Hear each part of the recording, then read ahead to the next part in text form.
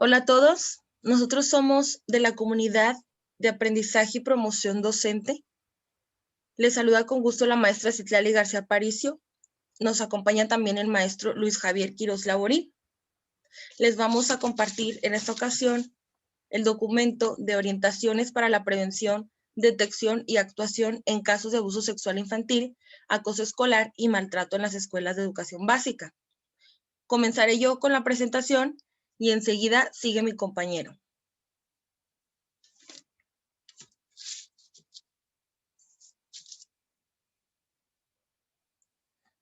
Bueno, para comenzar, la autoridad educativa es la encargada de prevenir la violencia en el ámbito escolar, creando comunidades de aprendizaje para garantizar entornos de paz. En el documento se integran mecanismos y procedimientos de prevención, detección y actuación.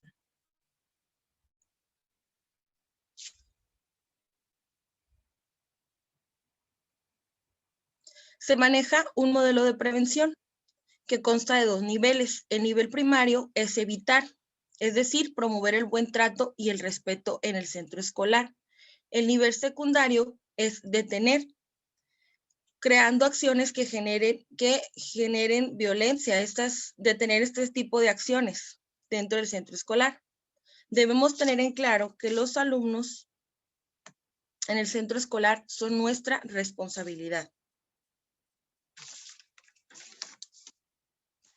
Dentro del objetivo general está el proporcionar elementos para la elaboración de protocolos para prevención, detección y actuación, con la finalidad de salvaguardar la integridad de los alumnos. Dentro de los objetivos específicos se encuentra el sensibilizar a la comunidad educativa sobre las necesidades de involucrarse activamente a favor de los derechos humanos de los niños, niñas y adolescentes. Existen ámbitos de aplicación de manera obligatoria en las escuelas públicas y privadas de educación básica. Se debe atender a la prevención y a la actuación.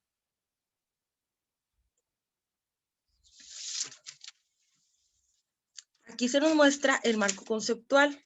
Es muy importante que sepamos manejar cada uno de estos conceptos porque en ocasiones llegamos a confundir una cosa con otra, por ejemplo, en el maltrato escolar y en el acoso escolar, entonces hay que saber diferenciar.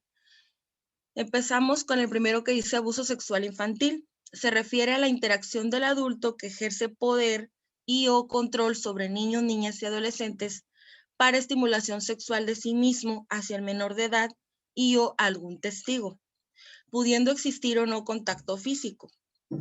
También se considera abuso sexual cuando quien ejerce ese poder y o control es una niña o niño de mayor edad que la del agredido. El maltrato escolar es el uso de la fuerza o poder a través de la violencia física, psicológica, emocional y o negligencia u omisión que ejerza cualquier trabajador al servicio de la educación hacia los alumnos. El acoso escolar se refiere a toda conducta intencional, direccionada, frecuente y en desigualdad de poder que se ejerce entre alumnos y en el entorno escolar, con objeto de someter, explorar y causar daño.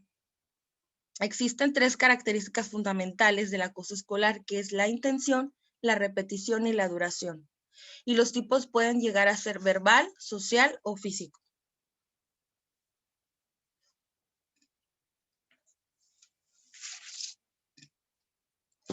También se nos muestra la importancia del desarrollo de las habilidades sociales y las habilidades emocionales en los alumnos. Las habilidades sociales son las conductas necesarias en el desarrollo integral de las personas para optimizar las relaciones interpersonales a través de la expresión adecuada y respeto por las emociones. Las habilidades emocionales son la comprensión de las emociones propias y de otras personas, la regulación del pensamiento, fortalecer la identidad y autoestima, conocerse, valorarse y cuidarse. Estas habilidades vienen a contribuir a mejorar el desempeño académico, a manejar el estrés y la ansiedad en los alumnos, mejorar sus funciones ejecutivas y fortalecer la capacidad de la toma de decisiones.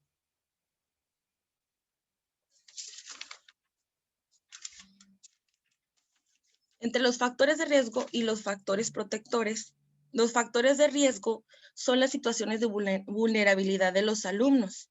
Los factores protectores son las situaciones que nosotros creamos para prevenir la violencia en los alumnos o evitar que un agresor llegue a afectar a otro de ellos, a otro alumno.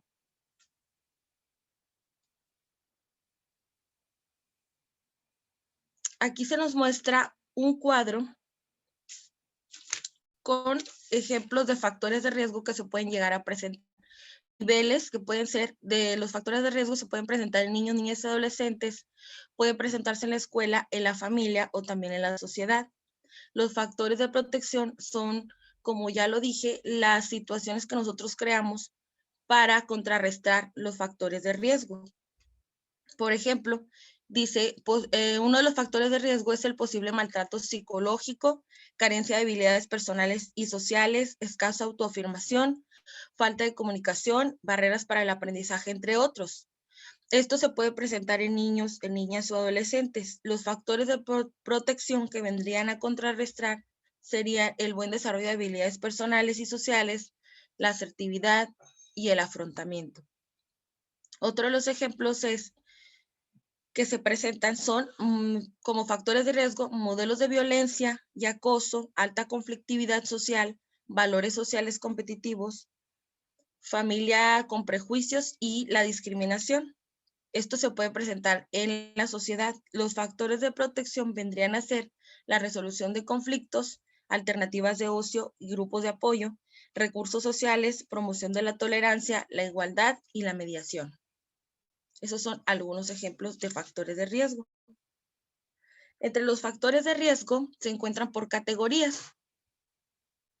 Están los factores de riesgo personales, que vienen a ser las características individuales de cada uno.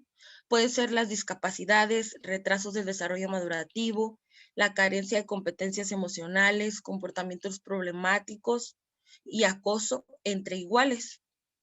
Los factores de riesgo familiares pues se dan en la familia, como la atención familiar, los malos tratos, la estructura familiar conflictiva y violenta. Los factores de riesgo del grupo de iguales vendrían a ser el rechazo, la presión negativa de los compañeros, modelos desfavorables para la tolerancia y equidad y el acoso escolar. Entre los factores de riesgo escolares está el fracaso escolar, el descontento, un clima conflictivo y agresividad en el plantel. De la comunidad se encuentra la desorganización, delincuencia, el acceso a las armas, a la adicción, al desempleo y las escasas oportunidades de desarrollo en las familias. Entre los factores de riesgo de la cultura son aquellos que favorecen conductas competitivas, agresivas y son permisivas con la violencia en general. Existen condiciones que pueden hacer que los niños, niñas y adolescentes estén más vulnerables. Entre estas condiciones son las situaciones de desprotección, la falta de satisfacción de las necesidades básicas, los retrasos del desarrollo, la carencia afectiva, el crecimiento en un entorno de relaciones violentas, condiciones de aislamiento, carencia de redes familiares y sociales de apoyo, la ausencia prolongada de los padres de familia, que tengan insuficientes ingresos económicos y condiciones laborales precarias e inestables, y la falta de vivienda o que no reúnan las condiciones adecuadas. Todas estas condiciones hacen que un niño, una niña, un adolescente esté más vulnerable. También el documento nos maneja niveles de riesgo social. Nos marca 3 niveles, nivel alto, medio y bajo. Entre estos niveles se encuentra en el nivel alto cuando existen malos tratos físicos y psicológicos, cuando un niño, niña o adolescente están en situaciones de abandono, que se encuentran en relación con el sistema penal, cuando tienen pocas o nulas posibilidades de regresar con su familia biológica o con problemas de inadaptación, es decir, también alumnos que se encuentran en casas, hogar o separados de sus familias por alguna situación. Cuando se encuentran en contacto con las drogas como consumidores o porque trafican con ellas, cuando se encuentran vinculados a la prostitución y a la pornografía, o en situaciones de calle, cuando no asisten a la escuela, con alto nivel de ausentismo y fracaso escolar, o cuando tienen problemas de salud graves, fundamentalmente de tipo psicológico. En el nivel medio nos maneja estos puntos, los institucionalizados con posibilidades de regresar con su familia biológica, procedentes de multiproblemáticas, donde el nivel de estructuración no es muy grave o que se encuentran en acogimiento familiar. En el nivel bajo están con problemas de habilidades sociales, pertenecientes a minorías étnicas o culturales, con inadaptación escolar y fracaso escolar o con problemas de salud.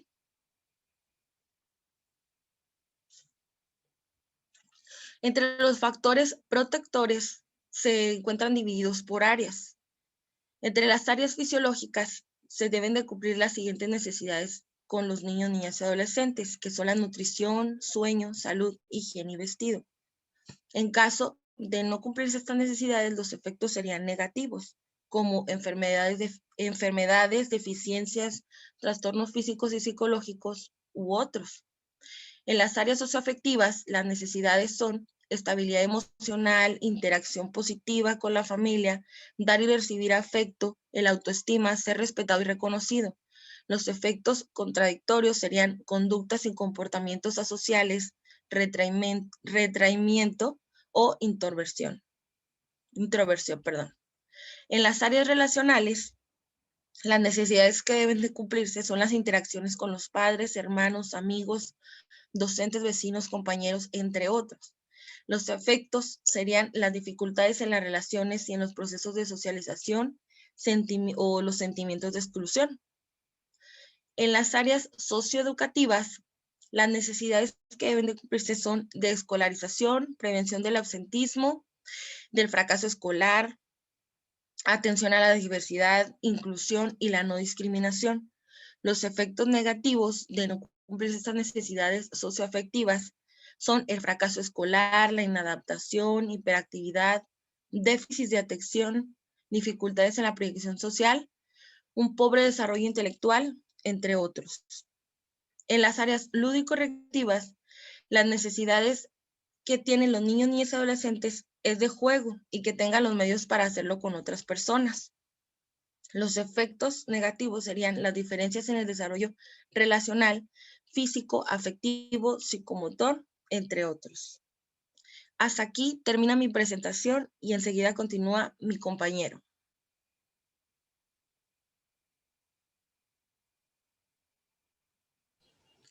Gracias, maestra. De nada, profe.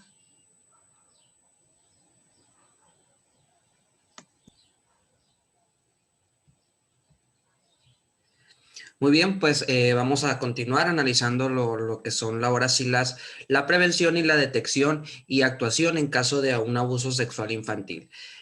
Pues primero que nada, pues tendremos que entender que los casos o lo que son sospechas de abuso sexual infantil que sean detectados fuera de la escuela deben ser notificados también de manera inmediata al director. Entonces, cualquier situación que se detecte en la escuela o fuera de ella, la primera persona a la quien se le debe comunicar de esta situación es al director de la escuela, para que él pues informe a los padres y a su vez realice la propuesta de canalización a las autoridades competentes, ¿no?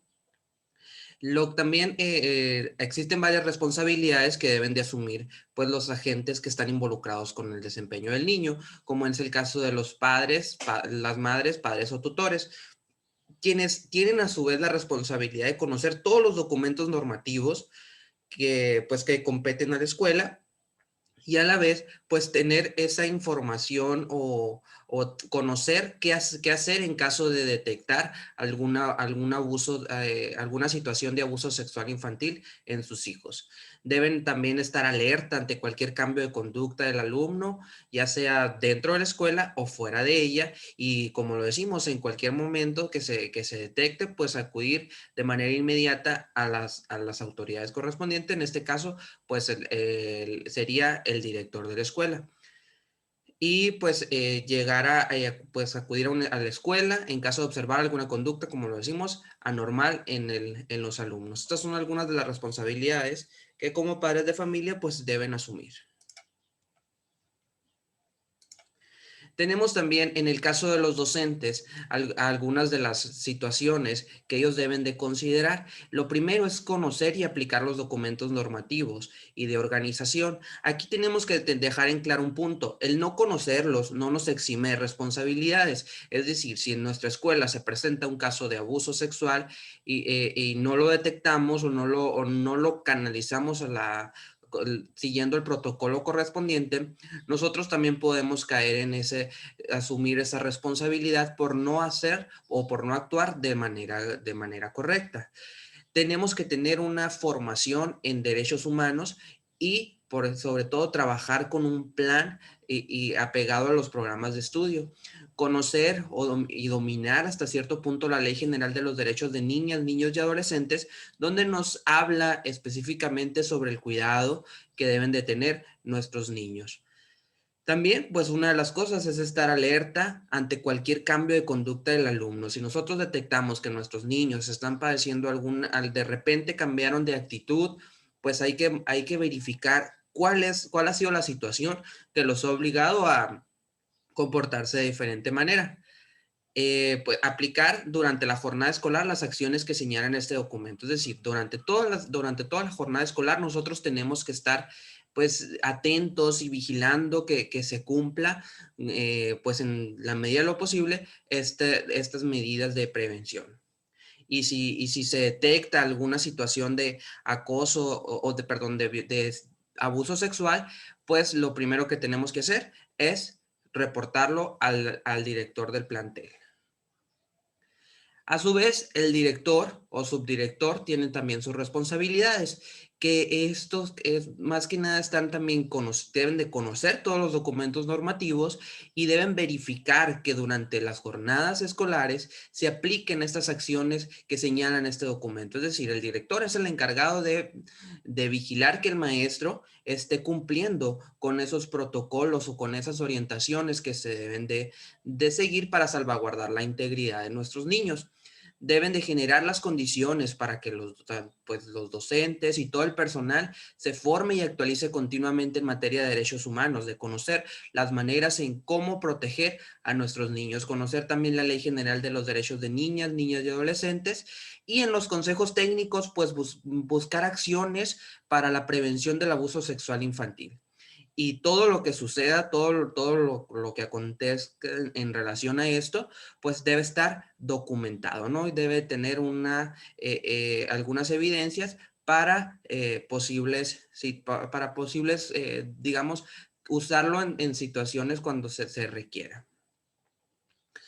A su vez, los supervisores también pues tienen varias responsabilidades. Igual como lo decimos tanto para docentes como padres de familia y director, deben de conocer estos documentos normativos, deben de conocer lo que la Ley General de Derechos de Niñas, Niños y Adolescentes, y a su vez también deben de promover acciones pedagógicas y psicológicas que orienten a la convivencia escolar, armónica, pacífica e inclusiva, y a la integridad de niñas, niños y adolescentes. Es decir, los supervisores pues deben de buscar las maneras de cómo llegar a las escuelas para evitar este tipo de cosas a través de acciones pedagógicas.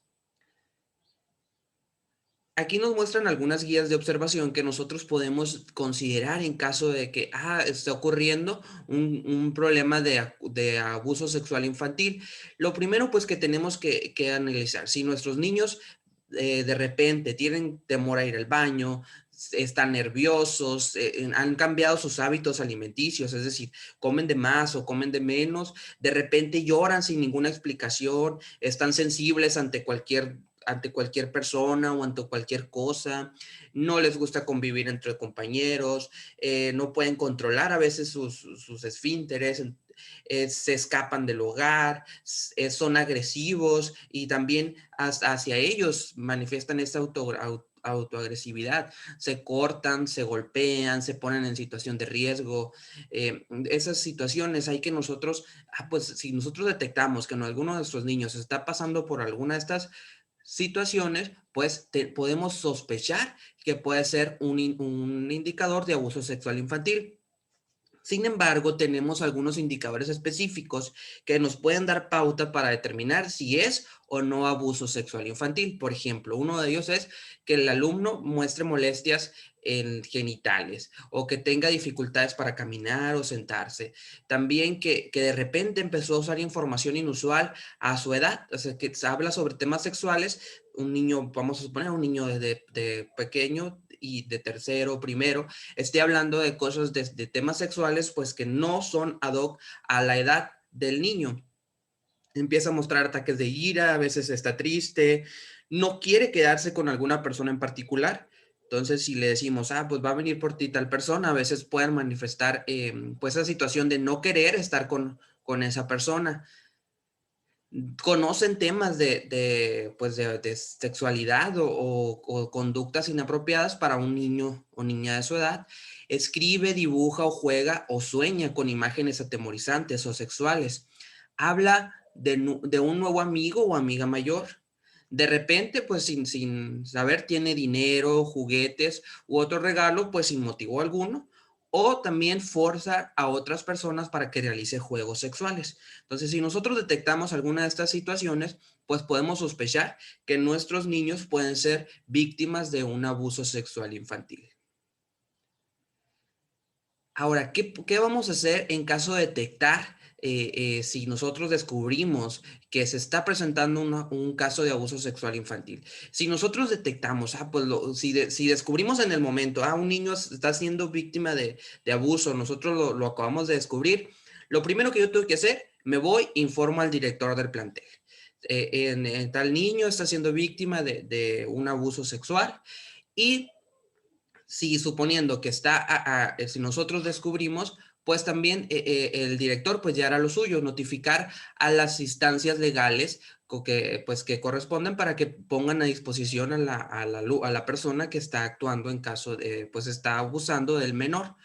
También pues se informa de manera inmediata y por escrito a las instancias con atribuciones de protección de derechos de niñas, niños y adolescentes y se elabora un acta de hechos. En esta acta de hechos ahí se va a redactar todo lo correspondiente pues a lo que sucedió, donde se explique detalladamente quiénes eran las personas involucradas, dónde pasó, cómo pasó, para que se pueda tener esto como evidencia y pueda ser pues utilizado como para actuar en beneficio de nuestros niños. Igualmente se informa a las unidades de asuntos jurídicos y esta acta de hechos se manda a supervisión para que supervisión también tenga una copia y a su vez conozca de la situación que se está presentando pues en el caso de este alumno de nuestra escuela. En caso de que nosotros, pues pensemos nada más, estamos por observación y podemos detectar que uno de los alumnos o que alguno de nuestros alumnos está siendo víctima de abuso sexual infantil, pues nuevamente se informa al director y se atiende a este niño para escucharlo, lo que el niño o el adolescente pues tiene que decir respecto a su caso. Se informa también al padre de familia. Y si nosotros sospechamos que alguno de nuestros alumnos también es el que ejerce este tipo de abuso sexual, pues también lo tenemos que separar del grupo y hacer las averiguaciones correspondientes. Nuevamente elaborar un acta de hechos, esta acta de hechos donde se respalde, donde se avale toda la información que pues que se tiene sobre el caso y se informa pues también a la autoridad inmediata con copia también al supervisor de la escuela para que él también conozca del caso, en la situación de que nosotros sospechemos de que uno de nuestros niños está siendo violado, siendo abusado por algún otro compañero de la escuela. Bueno, estas fueron las situaciones en caso de abuso sexual infantil. Ahora vamos a analizar lo que es el caso de abuso escolar o cómo le podemos hacer nosotros para prevenir o detectar y actuar en caso de un acoso escolar, que más bien lo conocemos también nosotros como el bullying. Entonces, como lo decimos, el bullying no es nada más entre niños, entre compañeritos pues de su misma escuela, ya sean alumnos de secundaria, alumnos de primaria, alumnos de preescolar, que es a donde abarca este manual de orientaciones. Igual, en el caso de los papás, tienen también sus responsabilidades. Lo primero que tienen que hacer el papá, pues como lo decimos en el caso de abuso sexual, tienen que conocerlos todos los documentos normativos. Y una de las cosas es que también tienen que estar alertas ante cualquier cambio de conducta del alumno. Un alumno está presentando ciertas actitudes, ciertas acciones. Bueno, ¿cómo lo tengo que está pasando? A lo mejor puede estar sufriendo algún tipo de acoso. Si como padre de familia lo estamos detectando, pues lo que tenemos que hacer, acudir a la escuela para buscar o conocer o identificar alguna solución que se le pueda dar a su hijo para evitar pues el acoso escolar. El docente a su vez también tiene sus responsabilidades. Como lo decíamos, tiene que conocer todos los documentos normativos, conocer la Ley General de los Derechos de Niñas y Adolescentes y observar y estar alerta ante cualquier cambio de conducta. Si un alumno de repente dejó de comportarse de una manera y está actuando de otra forma, pues analizar por qué se dieron esos cambios. Y igual, durante toda la jornada escolar, pues descubrir cuáles son las situaciones que puedan poner digamos, en riesgo o que manifieste el alumno referente al acoso, fomentando en todo momento la convivencia escolar. Y si como docentes nosotros estamos dando cuenta de que existen problemas de acoso para un alumno determinado, lo que tenemos que hacer es reportarlo a la autoridad inmediata, en este caso al director, para salvaguardar pues la integridad de nuestro niño. Y pues esto lo podemos nosotros detectar tanto dentro de la escuela como fuera del horario escolar, en el periodo en el espacio que, pues del niño que llega de tu casa a la escuela. Entonces, si detectamos que también existe afuera de la escuela alguno de nuestros niños así está siendo víctima de bullying o de acoso, pues también reportarlo a las autoridades correspondientes. El director, a su vez, pues tendrá también que conocer estos documentos normativos y generar las condiciones para que los docentes se formen y actualicen continuamente en materia de derechos humanos. En los consejos técnicos, pues también revisar estas acciones para prevenir el acoso, y toda la situación de acoso que se presenta en la escuela tiene que estar documentada para posibles situaciones o posibles casos que se puedan presentar posteriormente. El director, pues a su vez también tiene sus responsabilidades, conocer todos los documentos normativos en materia de acoso escolar y conformar esa base de evidencias documentales, estrategias educativas y medidas de protección en los ambientes escolares, la aplicación de acciones que señalen este protocolo de prevención e informar a la autoridad inmediata cualquier hallazgo o indicador asociado a la posibilidad de acoso escolar y a su vez también documentarlo. Entonces, estas son algunas de las responsabilidades que le atribuyen al supervisor escolar. Y aquí tenemos algunas guías que nos van a servir para detectar si alguno de nuestros niños puede ser víctima de acoso escolar. Igual como si nosotros detectamos que el niño no quiere ir al baño solo, ha cambiado hábitos pues de alimentación, de repente llora sin razón, está sensible, tiene dificultad para integrarse con otros de sus compañeros, no quiere ir a la escuela, pues se aísla, es agresivo también hacia él mismo, se corta, se golpea, no quiere convivir con alguien más, cambia su vestimenta, pues tiene desinterés por las actividades vinculadas al aprendizaje y a la escuela, evade todo tipo de actividades de juegos en actividades grupales, pues tiene también algunos baja en su rendimiento académico. Bueno, pues estos son algunos de los indicadores que nosotros podemos detectar y decir, pues alguno de nuestros niños puede ser víctima de acoso. Sin embargo, hay algunos rasgos que nos dicen o que nos dan las pautas para saber si uno de nuestros niños es el agredido, o digamos es la víctima en este caso de acoso, que es el niño que se burlan de él, que lo insultan, que le dicen cosas, que le dicen groserías, lo critican, le ponen apodos, lo discriminan, le gritan, le ignoran, le quitan sus cosas, le esconden sus cosas, le rompen sus cosas, lo culpan por algo que no hizo, lo provocan, lo empujan, lo jalonean. Entonces, si nosotros detectamos que pues un niño pues está sufriendo esta situación, pues él es la víctima de todo esto.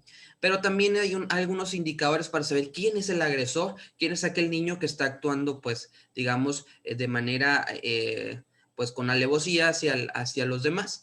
Es aquel que está agrediendo siempre, aquel que devalúa, aquel que se burla, aquel que está gritando, aquel que pone siempre apodos, que discrimina y amenaza. Entonces, estos niños, pues, pues son los niños que actúan o que toman el papel de agresores.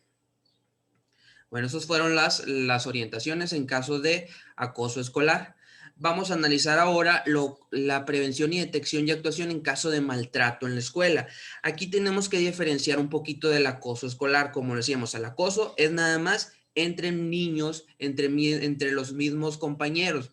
Pero ya el maltrato en la escuela se genera entre el personal, digamos, entre un maestro y un alumno. Entonces ahí si el maestro agrede de cualquier manera o algún intendente o cualquier miembro que pertenezca a la escuela está agrediendo a uno de nuestros estudiantes, ahí ya se conoce como maltrato en la escuela. Y a su vez, pues también hay algunas responsabilidades que deben asumir los papás o los tutores de estos niños. Lo primero, pues deben conocer todos los documentos normativos y si sospechan de que uno de nuestros niños es maltratado por alguien en particular, pues acudir a la escuela para averiguar qué es lo que está pasando, pues en relación a su hijo, estar alerta ante cualquier cambio de conducta del alumno dentro o fuera de la escuela y sobre todo informar a la autoridad inmediata. Recordemos aquí siempre que la autoridad inmediata pues es el director del plantel. Entonces, si un papá descubre que su hijo puede ser víctima de un maltrato en la escuela, va y habla con el director y le plantea la situación de cómo puede o la situación, por qué sospecha que su hijo puede ser víctima de alguna persona alguna persona determinada. Como docentes, pues también tenemos algunas responsabilidades, que es conocer todos los documentos normativos y uno de los puntos fundamentales es observar y estar alerta ante cualquier cambio de conducta del alumno dentro y fuera de la escuela y aplicar durante toda la jornada escolar las acciones que señalan en este documento. También, si nosotros detectamos que uno de nuestros niños puede ser víctima de alguna persona, de algún miembro del colectivo pues escolar, reportarlo de manera inmediata al director de la escuela para que se tomen pues las cartas o las medidas para prevenir que nuestros niños pues tengan algún problema que pues afecte su integridad. Como director, pues también tenemos varias responsabilidades. Igual, conocer todos los documentos normativos y conocer la Ley General de Derechos de Niñas, Niños y Adolescentes. Recordemos aquí, pues, que los niños son la prioridad o están primero ante cualquier circunstancia. Se deben también en consejos técnicos analizar o prevenir las detecciones de las situaciones que se nos presenten de maltrato en las escuelas. Deben documentarse toda la situación. Si nosotros vemos que en nuestra escuela están ocurriendo este tipo de cosas sobre alguna persona en específico está realizando alguna situación de maltrato hacia algún menor, pues debe de buscar la manera o debe estar documentado para actuar en beneficio de nuestro estudiante. También pues se debe verificar que durante toda la jornada se apliquen las acciones que señala este documento de prevención e informar a la autoridad, pues la autoridad, en este caso el supervisor, de las situaciones de maltrato que se puedan presentar en las escuelas. A su vez, el supervisor pues también tiene varias responsabilidades, que es igual conocer todos los documentos normativos, promover acciones pedagógicas y psicológicas que orienten a una convivencia armónica, pacífica e inclusiva en beneficio de todos nuestros niños, niñas y adolescentes. Entonces, son algunas de las situaciones que el supervisor debe de considerar para también salvaguardar la integridad de nuestros estudiantes en caso de detectar o de ver que en la escuela existe un maltrato de parte de algún miembro de algún colectivo, de parte del colectivo escolar hacia algún alumno determinado. Y pues si nosotros detectamos aquí que se están presentando situaciones de riesgo de maltrato dentro de una escuela, pues podemos saber a través de varios indicadores. El primero, pues que el niño igual no quiere ir al baño, ha cambiado de hábitos, está sensible, tiene dificultad para integrarse con sus demás compañeros, no quiere ir a la escuela o a veces deserta, cambia su vestimenta o tiene cambios bruscos en su estado de ánimo.